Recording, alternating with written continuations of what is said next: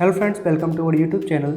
आज का ये वीडियो इंडियन हिस्ट्री के एक इम्पोर्टेंट टॉपिक क्रांतिकारी आंदोलन से रिलेटेड है, जो कि सभी कॉम्पिटिटिव एग्जाम्स के पॉइंट ऑफ व्यू से काफ़ी इम्पोर्टेंट है। चलिए शुरू करते हैं हम आज का वीडियो। सबसे पहला क्वेश्चन है हमारा कि निम्नलिखित में से कौन हिंदुस्तान सोशलिस्ट रिपब्लिकन एसोसिएशन का सदस्य नहीं था। तो इसका जो करेक्ट ऑप्शन है option number D, Nana Saheb थे, वो कि सन 1857 की क्रांति से रिलेटेड थे और ये हिंदुस्तान सोशलिस्ट रिपब्लिकन एसोसिएशन के सदस्य नहीं थे। और जो चंद्रशेखर आज़ाद जी थे, भगत सिंह जी थे और सुखदेव जी थे, वो इस हिंदुस्तान सोशलिस्ट रिपब्लिकन एसोसिएशन के सदस्य थे।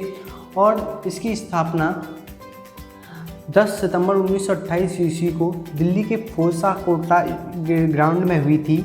और इसकी स्थापना भगत सिंह, भगवती चरण बोहरा, चंद्रशेखर आज़ाद, सुखदेव जैसे क्रांतिकारियों ने की थी चंद्रशेखर आज़ाद जी के नेतृत्व में। और चलिए हम आगे बढ़ते हैं। अगला क्वेश्चन हमारा, हिंदुस्तान सोशलिस्ट रिपब्लिकन एसोसिएशन की स्थापना किसके द्वारा की गई थी।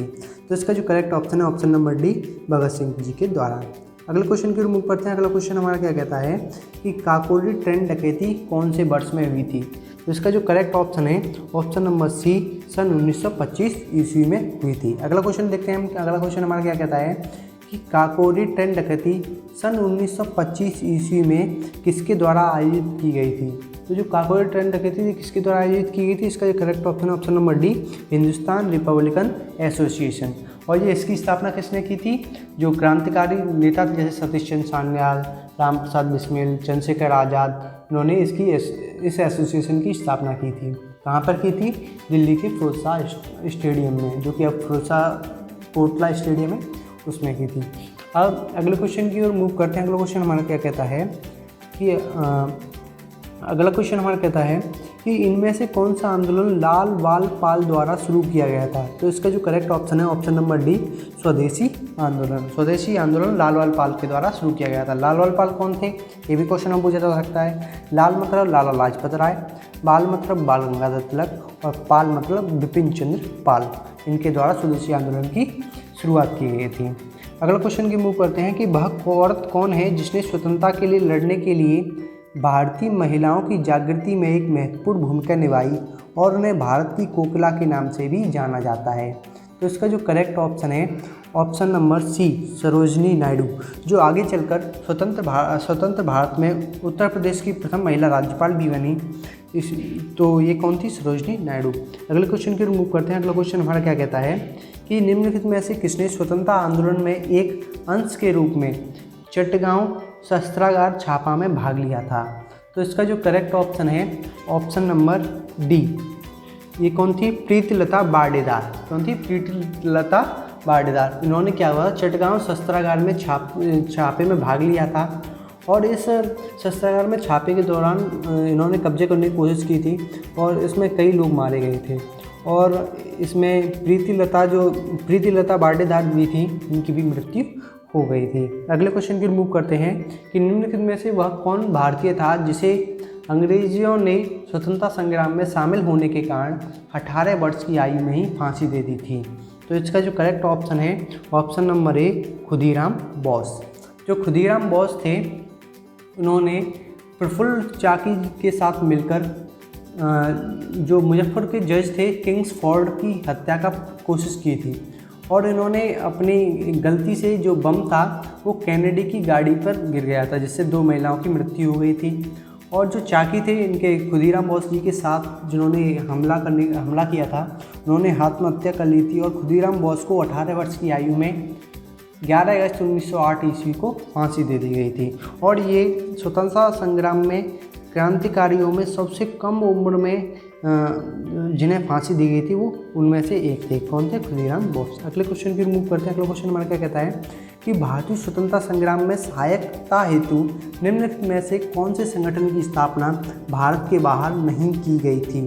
तो इसका जो करेक्ट ऑप्शन है option number C, Hindustan Samajwadi Ganatantra Sanstha. इसे इंग्लिश में क्या बोलते हैं, हिंदुस्तान सोशलिस्ट रिपब्लिकन एसोसिएशन। इसका जो हिंदी रूपांतरण है हिंदुस्तान समाजवादी गणतंत्र संस्था। और जो बाकी की थी जैसे इंडिया हाउस, इसकी स्थापना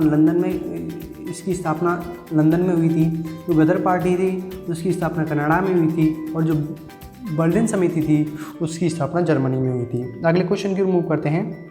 अगला क्वेश्चन कहता है कि निम्नलिखित में से कौन से स्वतंत्रता सेनानी ने जेल की दीवारों पर महाकाव्य कमला लिखा था? तो इसका जो करेक्ट ऑप्शन है option number B, V D. Savarkar.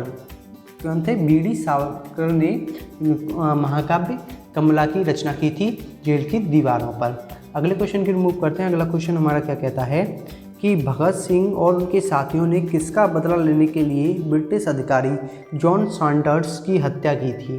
तो इसका जो करेक्ट ऑप्शन है ऑप्शन नंबर सी, लाला लाजपत राय की मौत का बदला लेने के लिए इन्होंने ब्रिटिश अधिकारी जॉन सैंडर्स की हत्या कर दी थी, क्योंकि इसी ने लाठीचार्ज का आदेश दिया था।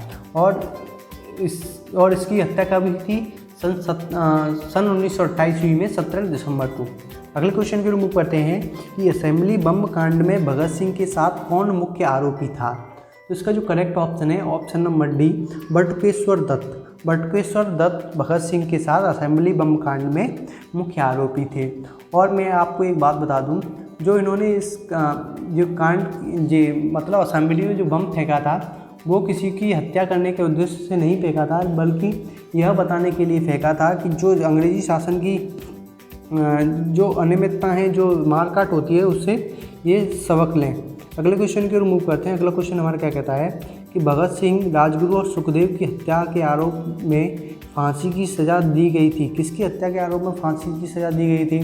तो इसका जो करेक्ट ऑप्शन है option number A, J P. Sanders. क्या नाम था? जे.पी. सैंडर्स की हत्या के आरोप में इन्हें फांसी की सज़ा दी गई थी।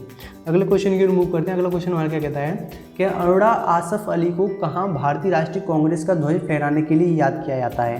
तो इसका जो करेक्ट ऑप्शन है ऑप्शन नंबर डी, भारत छोड़ो आंदोलन के दौरान अरोड़ा आसफ अली जी ने भारतीय जो झंडा था उसको फहराया था, और यह भारतीय स्वतंत्रता कार्यकर्ता थी। अगले क्वेश्चन की रिमूव करते हैं। अगला क्वेश्चन हमारा क्या कहता है कि किस क्रांतिकारी ने खुद से मौत को गले लगाया था? तो इसका जो करेक्ट ऑप्शन है option number D, Chandrashekhar Azad ji ने अपनी मौत को गले लगाया था, क्योंकि किसी ने बता दिया था कि ये अल्फ्रेड पार्क में मौजूद है इलाहाबाद के में, और ये अंग्रेज़ों से मुठभेड़ होने के बाद जब इनकी लास्ट गोली बची थी, इन्होंने अपने आप को गोली मार ली थी। अंग्रेज़ों के हाथों ना मरकर इन्होंने अपने आप खुद गोली मार ली थी। अगले क्वेश्चन रिमूव करते हैं कि स्वतंत्रता सेनानी भगत सिंह को किस वर्ष फांसी दी गई थी? तो किस वर्ष फांसी दी गई थी? तो इसका जो करेक्ट ऑप्शन है ऑप्शन नंबर बी, सन 1931 ईस्वी में स्वतंत्रता सेनानी भगत सिंह जी को फांसी दी गई थी। और इन्होंने जो असेंबली में बम फेंकते वक्त जो नारा दिया था वो क्या था? इंकलाब जिंदाबाद का नारा दिया गया था। और इस जो बम फेंका था उसका उद्देश्य किसी की हत्या करना नहीं था, बल्कि इनका उद्देश्य था कि जनता और सरकार तक जो अपनी बात को उनको पहुंचाना था। अगले क्वेश्चन की मूव करते हैं। अगला क्वेश्चन हमारा क्या कहता है कि किस भारतीय स्वतंत्रता सेनानी ने 1907 में जर्मनी के स्टुटगार्ट में सप्तऋषि नामक झंडा लहराया था? तो इसका जो करेक्ट ऑप्शन है ऑप्शन नंबर ए, मैडम कामा। इनका पूरा नाम है मैडम भीकाजी कामा। ठीक है, तो जिन्होंने क्या था, जो उस समय सप्तऋषि नामक झंडा था उसको फहराया था, भारत के झंडे का प्रतीक था वो। अगले क्वेश्चन की मूव करते हैं। अभिनव भारत समाज की स्थापना किसके द्वारा की गई थी? तो इसका जो करेक्ट ऑप्शन है option number B, Vinayak Savarkar. किसने की थी अभिनव भारत समाज की स्थापना? विनायक सावरकर ने। अगले क्वेश्चन की मूव करते हैं। अगला क्वेश्चन हमारा क्या कहता है, यहाँ पे जो इतने भी थे क्रांतिकारी आंदोलन से रिलेटेड जितने भी क्वेश्चन थे वो हमने कंप्लीट कर लिए हैं। Thanks for watching and don't forget to subscribe our YouTube channel. Thank you.